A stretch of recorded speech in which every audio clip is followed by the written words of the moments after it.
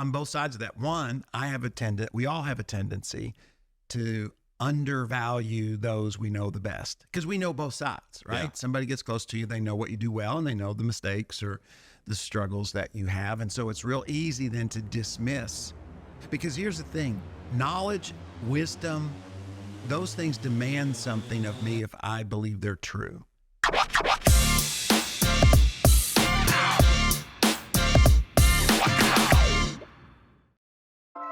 Hey guys, welcome to the Troy Gramling podcast. I am so glad that you're here today, and the year continues to move forward. This is some of my favorite time of the year, and you know why? Why? You got to sound more interested in that. Why? Because this is the time of the year every year that it's kind of like pre-basketball season. It's fair season. I was just in Arkansas. And the Greene County Fair was in town. And that's actually where I saw your mother for the very first time. I've heard the story. When you say pre-basketball season, you're talking nostalgic because you played basketball. Yes. You don't currently watch. No. Like, you're not excited for the NBA season starting. No. Yeah. No, I just, this is the time of the year that I get really excited. And, back when I was playing basketball and get ready to go. I know it's football season, but I never paid any attention to football. But pre-basketball, you start getting in shape, you start seeing what kind of team you're going to have, all those kind of things. So I still, to this day, get a little tinge. Ooh, tinge. Yes. And I think everybody, think about it. Is there any part of the year that makes you think anything from the days when you were growing up? Spring. And why is that? Baseball, for one. For some reason, spring baseball just kind of stands out in my head. But also, you're getting close to the end of the year. You're kind of finishing up, like as far as school year, you're getting close to the end. So I get excited when it gets like, hey, my birthday's in spring. So the birthday and the end of school. Yeah, because school wasn't always your favorite thing. I would say never. There was never a moment where it was my favorite thing, or even the top 10. No, it didn't make the list. So anyways, I hope that you are enjoying your year. They come and they go really, really quick. And our goal is just to partner with you so that you can reach your potential and become everything that God's created you to be in every area of your life. You are unique and intentional, and therefore we need to intentionally reach our potential. And by the way, the book is we're almost on 3 months now. Here's what they tell me. Now, some of you guys out there that are like, have written several books, this is my first book, and it's with Whitaker House is the publisher, and they tell me that it's like, I can't remember, 60 or 90 days before you really know. So I have no idea how many books we've sold. But until the report comes out, you know what I like to say? I'm a best-selling author. Over 1 million. Well, that'd be great. I think if it's over 1 million, somebody'd be contacted. They'd reach out. Somebody'd say, "Oh, you're doing good." And instead of that, "You're doing good." They'd be contacting you about book number 2. Yes, they would. They'd be ready to go. But anyways, it's out. I'm very proud of it because it is the story that I'm most passionate about, which is you and me reaching our potential, being everything that God has created us to be. So if you haven't, I want to encourage you to do a few things that you've heard a million times from everybody's podcasts. You need to like, which means hit the thumbs up, not the thumbs down. But I'd rather you hit the thumbs down than hit nothing. Because what's good for the algorithm? Is it? Yeah. It is. Even a thumbs down? Yeah, interaction. It's better than somebody just sitting there. I guess so. I guess so. YouTube wants to keep you connected. So exactly. You're connected. Even if you hate it. If you like something or hate something. Exactly. Yeah. But so I'd rather give me a thumbs up. Right. But if you can't give us a thumbs up, then you can, reluctantly give us a thumbs down. Leave a comment. Share it with somebody. I do hope and think it will be an encouragement. That's what we try to do every week. It drops on Thursdays at about 8 o'clock each morning, so you can kind of on your way to work. Yeah. Listen to our incredible wisdom. And if you subscribe, you'll be notified when not only the podcast, but anything happens on the channel. Hit the bell. hit the bell. And because we do a live stream on Sunday nights. That we do. And we are, just so you know, the most generous podcast. I mean, the most generous live show on the face of the earth. On the face of the earth. In the sense that we give something away every week. And sometimes it's even pretty incredible. This week, I have got a very exciting giveaway. That you do. You don't know what it is. Oh, I do. Oh, okay. I do. I picked it up. I was in Memphis. I saw it. I picked it up in Memphis, by the way. All right, so let's jump into it. You know, each week we would try to talk about different things that we as leaders have to wrestle with and deal with. Assume you've had a good week. Great week. Very good. I just want to make sure before we jump into it. Got to have your best. I thought we'd talk. I am thinking about writing another book. Mm-hmm. Because, you know, I am a best-selling author, at least for another 15 days.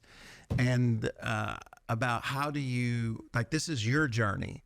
So how do you take people on the journey with you? You know, how do you raise up people? Because it's so sad that Moses did a great job. Joshua was an incredible leader, but he didn't really, you know, they didn't follow after him. And why? And how do we work through that? So I thought we'd talk just a little bit about that, some things that you have learned. You're good at raising up people and pouring into them. And let me ask this. Let's start here. How intentional are you when it comes to mentorship or raising up people? For me, that's the part I enjoy the most about what I do. That's the part that I absolutely love. Like anything, comes with frustrations and difficulties and all that, but that is what I live for. So I would say it's pretty much all I think about is the who's doing it with me, who's on the journey with me, who is, you know, kind of coming alongside me and helping accomplish this thing that we're trying to get done. And so I would say very, very intentional, trying to leverage every moment, you know, to never do something alone, to always have someone alongside to pour into, or vice versa, pouring into me.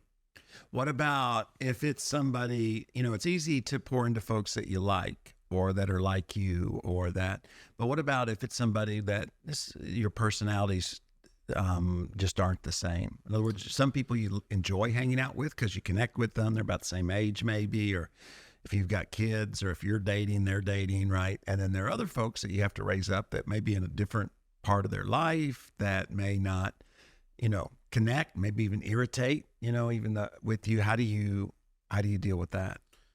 I think for me, the biggest thing is being very inquisitive and asking a lot of questions. I find that most of the time if I don't connect with someone, there may be an aspect that we're never going to be best friends just because we don't have the same interests and we don't have. But if I'm struggling to just enjoy someone's company, like I don't want them to be around, I find it's often because I don't know enough about them. As humans, we're all interesting in some way. Right. You know what I mean? There's some experience we've had. There's some interest that we have. And so for me, I often try and remind myself, okay, if I don't connect with them in a way that I don't enjoy their company, it's probably because I don't know them well enough. And so then the journey becomes, okay, I need to get to know them. So I need to ask more questions. I need to have more conversations.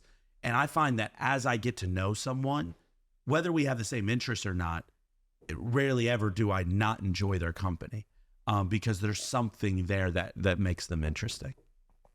No, I think listening is an important part of a mentorship or raising up folks that we often don't think about.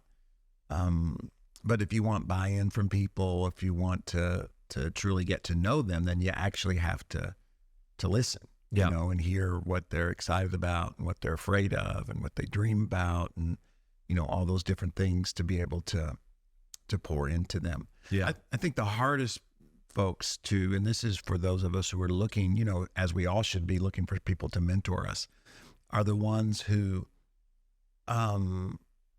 rather than asking questions or even sharing, what they know or what they've learned, there's a tendency for us to want to impress whoever our mentor is, or, you go to coffee with somebody and they're a CEO and you're just starting your business. Right. There's a tendency to want to say, hey, I do know some stuff,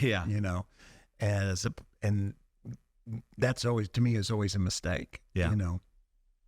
I think most leaders are going to be more impressed by someone who's hungry to learn than they are someone who's trying to, share the trophies they've won. Right. In the past. And so what are some of the things that you've learned over the years that help you be a more effective mentoree, in other words, to continue to grow? I think that the biggest thing is when someone's gone through a lot of, let's call it the grind, right? Like they put in a lot of work, they've seen success, they've seen wins. Most people enjoy talking about those. And so if like kind of what you had said, if you're open to receiving that rather than trying to give it, but open and, really to receiving that, I think that it's not hard to find someone to tell you what led to them winning, you know what I mean? Or what led to their success. The biggest thing is receiving it. When someone's talking about how they did this, how they did that, like you said, and right away the skin comes up and it's like, okay, well, I want to tell you that, I've done this, I've done that. Not necessarily in a competing way, but you don't want to feel like you're left out of the equation. And I think for me, the biggest thing is if I leave myself out of the equation, it's just about, well, how did this happen? How did you get there? What was your thought process? Then it becomes, who doesn't enjoy talking about that? You know what I mean? Like most people do. And so I think that it's really about asking questions, and preparation. Anyone can tell when I'm just kind of making up stuff on the fly versus, man, I took time to prepare for this time together because I value it, because it's important to me. You know what I mean? And so I have a volunteer where anytime we get together, there's a notebook of things that have been on his mind. For me, that makes me want to spend more and more time with him because it shows that he values this time. You know what I mean? That he's thinking about it outside of just the time we're together, but he's thinking about it throughout his week. And so for me, those little things that show that you intentionally prepared for a mentor really make it just so much easier for that person. And so I try and apply that to my mentors. Yeah, John Maxwell said that a long time ago. He talked about how he mentors a lot of people. It's a value of his.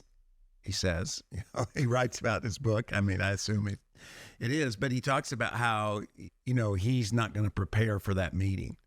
If somebody wants him to mentor them, then they need to prepare. They need to have questions and that kind of thing, which makes sense, right? You're trying to learn from you're not trying to really ask this person to prepare a teaching. More, you're asking them to speak out of what they've experienced and what they've lived out.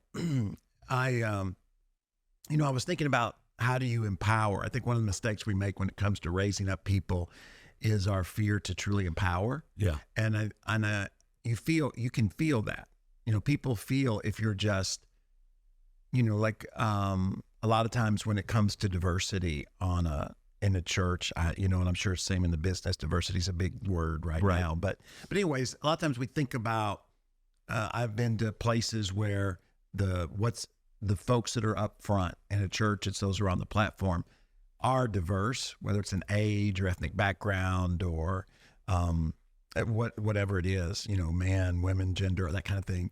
But it's not real in the sense that they're not really empowered to do anything other than to be on the platform. Right.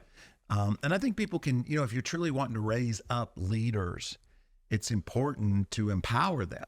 And if, anything with power can be good. If you plug something in, it can help you or it can catch on fire. And I think people are the same way. And, I'm not saying, you find an old rusty cord out there and you plug it in, you want to do some wisdom and preparation, but ultimately You got to turn on the power. In other words, you got to allow folks to make decisions that can lead to success, but can also create problems and difficulties and challenges. And I think a lot of times that's why organizations die. It's because they don't empower young people, because young people are going to make mistakes. Right. You know, anybody that you're teaching a new skill to is going to make mistakes, even if they're older. But that fear of empowerment, you know, that fear of actually plugging it in, you know, turning on the power keeps, you know, keeps us from being able to truly raise up folks who can take things to the next level. Yeah, no, absolutely. I think it's, you know, for me, one of the things that's super important when you're thinking about empowering is once you've empowered someone to take a responsibility, I find that I have to fill that gap now with a different responsibility for myself. And what I mean by that is at the end of the day, we're empowering to build up the people, but we're also doing it so that we can do what we need to do. Right. And I find that sometimes what happens is I'll build someone up, but I won't fill that gap with anything. And so it ends up just me hovering.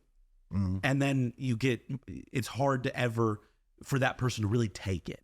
And so I find that if I fill that gap right away with something else that I can do, well, now it forces me, this has to work out because I've already taken on a new responsibility. I can't go back to doing this. I've already taken on that new responsibility. So it puts some pressure, but it also allows that person to really work on what they need to. You know, if you're hovering, you've said it before in meetings, I'm opinionated. I have opinions. And so if you're going to ask for my opinions, I'm going to give them. And I think the same thing is true when it comes to leadership. You're going to have opinions, as every leader's going to, on what the way something needs to be done, the way it needs to. And so I find that it's really beneficial to remove ourselves to focus on a different area. You know, I'm not saying we leave them to the wolves to figure everything out, but we remove ourselves as much as, you know, needed so that they can focus on what they need to get done. But there's not this, okay, I'm going to stay in this area because we're going to see things that's like, I wouldn't do that, or I wouldn't. Right. But it's through them experiencing those mistakes that they're really able to learn.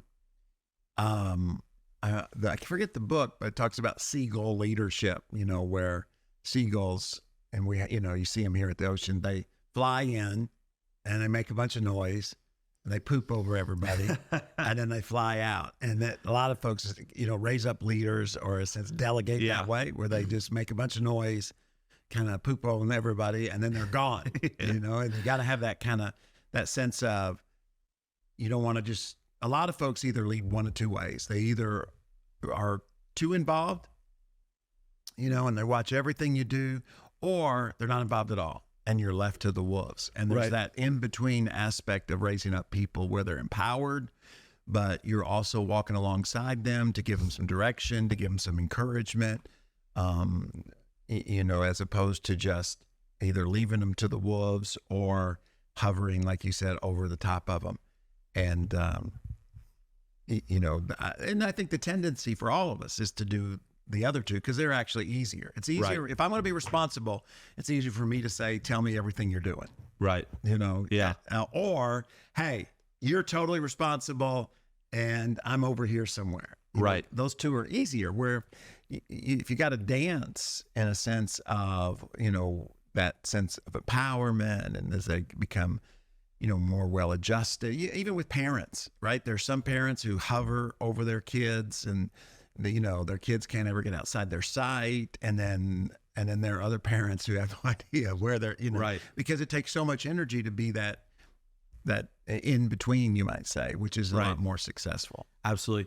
Now, I've got a question for you. When it comes to leading, there seems to be, or really developing people, there seems to be an interesting dynamic. Hold it just a second. My feet are stuck. Stuck. Chair.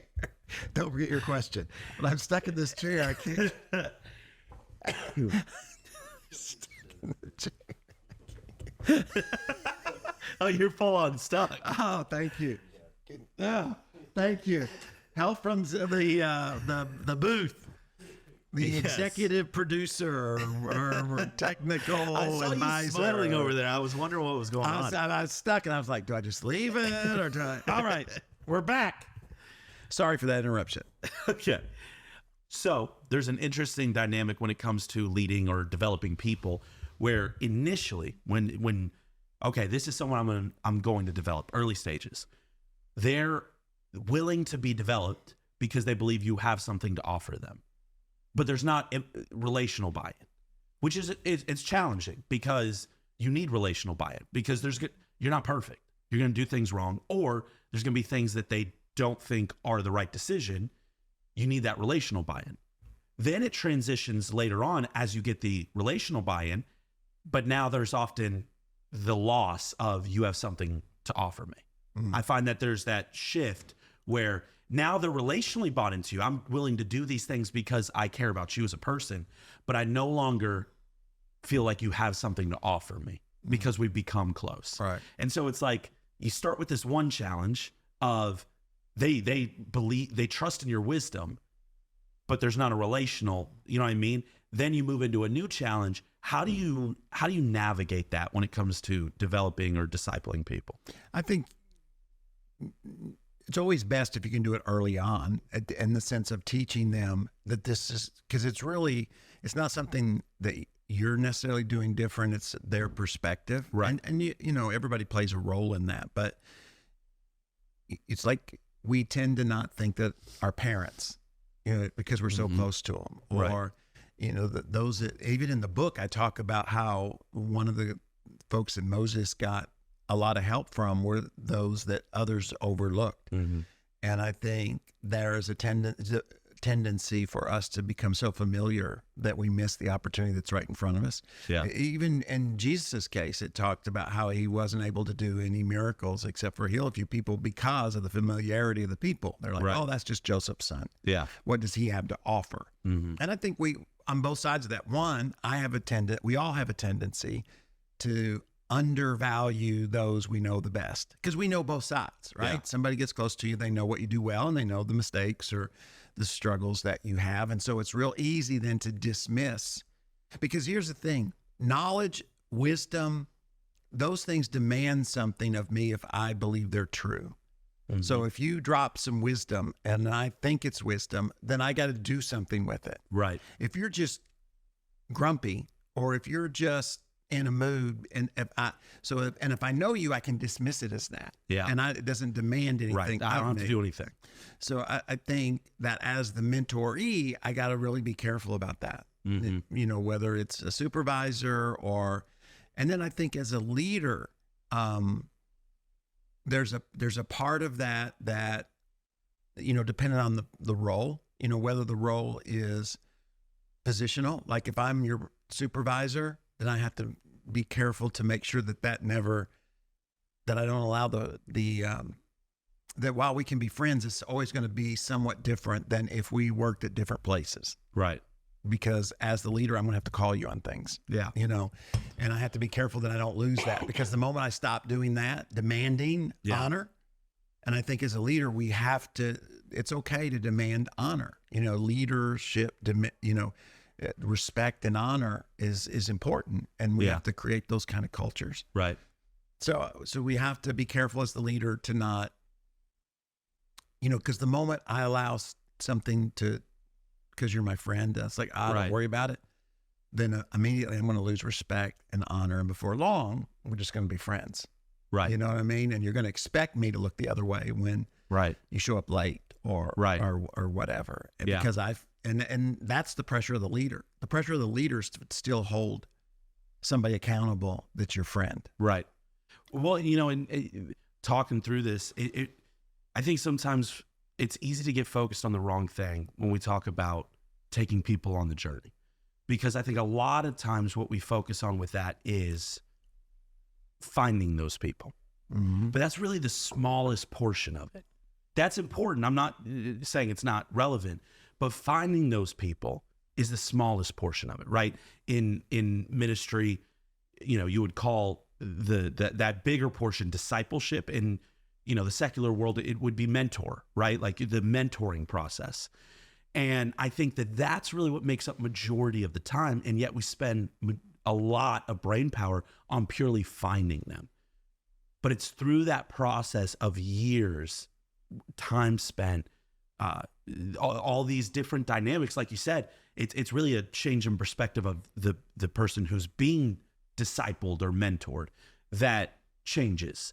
But as a leader, you have to adapt to that. Like as their perspective changes, what you're asking of them changes, right? Like when you start mentoring someone in the beginning, you don't really have to challenge them about honoring because they already do. That relationship hasn't become so close that they don't value your wisdom. It's later on that you have to challenge that. And so I just think that it's important that when we talk about bringing people along the journey, that we understand that it is a journey, that it is this long, drawn out process that we never, just as we don't really ever fully arrive there. You know what I mean? It's this journey, this process, in the same way people aren't going to. You know what I mean? They're not going to all of a sudden arrive. It's just this constant, we're kind of evolving into what, who we've been created to be. But it is such a long process that can't be sped up. And I don't know if, you think what you were asking earlier, that friends, like straight out friends, I think makes it hard to mentor. I mean, in the sense that, because there's a mentor, a mentoree, a leader, and the one who's following that leader. It's like a parent and a child. Eventually the child, that relationship changes, and it changes before both of them, but mostly for the parent, because the parent goes from being the mentor, the leader, the challenger, the disciplinary, all of that and one of the reasons that the, kids grow up and get married and start their own lives is because that can't stay that way. You know what I'm saying? It would lead to conflict. Right.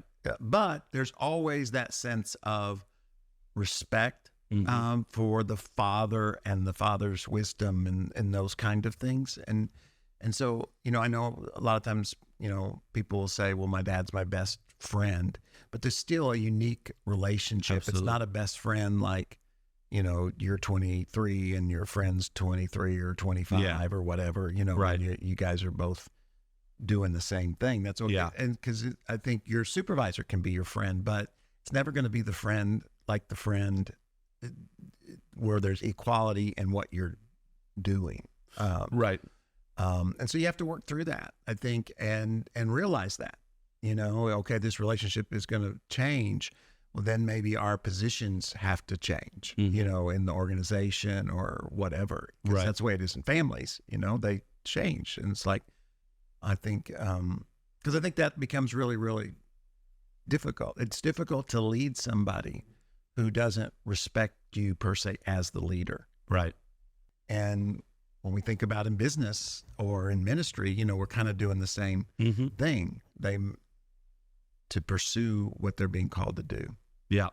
Yeah. And the way I kind of look at it is there's a calling that's been put on someone's life, and we've been kind of tasked to be responsible for getting them prepared for that. And I just think about, man, what an opportunity, what an incredible blessing. But at the same time, the weight that comes with that. I think one of the hardest things about, taking people along the journey is being responsible for not just achieving the dream that you have, but their dreams. And it becomes very, it gets very overwhelming, especially as you start to build relationships with these people where it's not just I'm the boss or I'm the mentor. It's no, there's a deep love, affection, care for these people. And I know I'm not perfect. I know there's going to be times I mess up or I give, I think about the stuff I told people who were along the journey with me when I was 22. Right. And I'm just like, oh my gosh, like, I hope they didn't listen, like it's just so terrifying. And I'm sure when I'm 39, I'm going to be thinking, oh man, when I was 29, what was I thinking when I told them? And so it becomes very overwhelming, just the weight of, man, at the end of the day, God's in control, but he has put us here to shepherd, to help bring people along the journey. And so, I think it's important that we carry that weight. And we don't want it to overwhelm us to where we get so afraid we can't move, we can't function. But, I think it's important that we carry that weight. We don't just go through life, just this is where I'm trying to get, and so whatever we need to do to move there. I think it's important we carry the weight of, these are people, these are lives that they're trying to accomplish their dreams. At the same time, I'm trying to accomplish mine. And so it is, the responsibility that we've been given to make sure that they get there, do everything in our power, at least, to help them get there. And I find that with that weight, we often find our way to the right decision, as long as we do carry that weight. Yeah, don't take it for granted. That's good. That's good. Yep, weight. And that's why a lot of times maybe we don't raise up as many people as possible, because it's not easy to do. And it's a weight that you have to carry. You have to wrestle and work through.